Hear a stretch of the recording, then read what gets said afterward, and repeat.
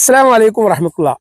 ഇന്ന് നമ്മുടെ പെൺകുട്ടികൾ വിവാഹത്തോട് നോ പറയാനുള്ള പ്രധാനപ്പെട്ട ഒരു കാരണം അവരുടെ ജീവിതത്തിൽ വീക്ഷണങ്ങളിലൊക്കെ മാറ്റങ്ങൾ സംഭവിച്ചിട്ടുണ്ട്. പണ്ടുള്ള പെൺകുട്ടികളെ പോലെയല്ല ഇന്നുള്ള പെൺകുട്ടികൾ. അവർ വിദ്യാസമ്പന്നരാണ്, അവരൊരു നല്ല ജോലി ആഗ്രഹിക്കുന്നുണ്ട്, ഒരു നല്ല കുടുംബത്തിൽ അവരുടേതായിട്ടുള്ള സ്വാതന്ത്ര്യത്തിൽ ജീവിക്കാൻ അവർ ആഗ്രഹിക്കുന്നു. എന്നാൽ അമ്മായിമ്മ എന്നുള്ള ഒരു ഫാക്ടർ അവരുടെ ജീവിതത്തിൽ ഒരു പേടി സ്വപ്നമായിട്ട് അവർ മനസ്സിലാക്കുകയാണ്. പലപ്പോഴും അവരുടെ സ്വന്തം കുടുംബത്തിൽ തന്നെ ഉമ്മയും ഉപ്പയും തമ്മിലുള്ള ജീവിതത്തിൽ കൂടി അവർക്ക് മനസ്സിലാവുന്നത് ഒരുപാട് സ്വാതന്ത്ര്യം നഷ്ടപ്പെടുന്ന ഒരു സംഭവമാണ് വിവാഹം എന്നുള്ളതാണ്.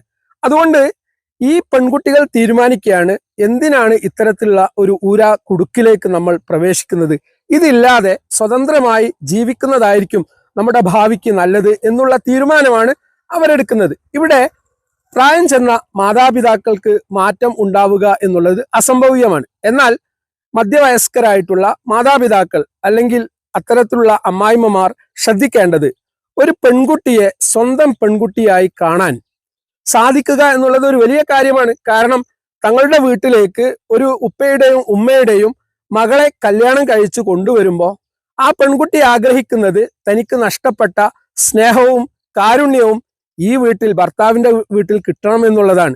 എന്നാൽ പലപ്പോഴും അമ്മായിമ്മമാർ സ്വന്തം മക്കളോട് പെരുമാറുന്നത് പോലെയല്ല ഒരു മരുമകളോട് പെരുമാറുന്നത്. ഇത് അവർക്ക് ഒരുപാട് മാനസികമായിട്ടുള്ള പ്രയാസങ്ങളും പിരിമുറുക്കങ്ങളും ആ വീട്ടിൽ അനുഭവിക്കാൻ കാരണമാവുന്നുണ്ട്. അതുകൊണ്ട് തന്നെ അവർ തീരുമാനിക്കുകയാണ്, എന്തിനാണ് ഇത്തരത്തിലുള്ള ഒരു പ്രയാസത്തിലേക്ക് ഞാൻ പോകുന്നത്.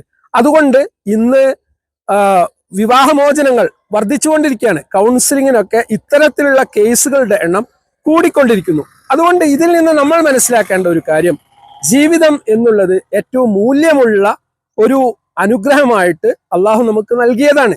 ആ ജീവിതത്തെ ആസ്വദിക്കണമെങ്കിൽ നമ്മുടെ കീഴിലുള്ള ആളുകളോട് ഏറ്റവും മാന്യമായി പെരുമാറുക എന്നുള്ളത് നമ്മുടെ ഉത്തരവാദിത്തമാണ്. കാരണം അള്ളാഹു നാളെ പരലോകത്തെത്തുന്ന സന്ദർഭത്തിൽ നമ്മുടെ കീഴിലുള്ള ആളുകളോട് ഏറ്റവും നന്മയോടുകൂടി പെരുമാറിയിട്ടുണ്ടോ എന്ന് ചോദ്യം ചെയ്യുന്ന ഘട്ടത്തിൽ എൻ്റെ കീഴിലുള്ള ആളുകളോട് വളരെ പരുഷമായിട്ടാണ് ഞാൻ പെരുമാറിയത് എന്നുള്ള ഒരു ഉത്തരം ഇത്തരം വ്യക്തികൾ പറയേണ്ടി വരും. അതുകൊണ്ട് അള്ളാഹുവെ നാം സൂക്ഷിച്ചുകൊണ്ട് ഏറ്റവും നല്ല രൂപത്തിൽ മറ്റുള്ളവരോട് പെരുമാറാൻ വേണ്ടി ശ്രദ്ധിക്കുക.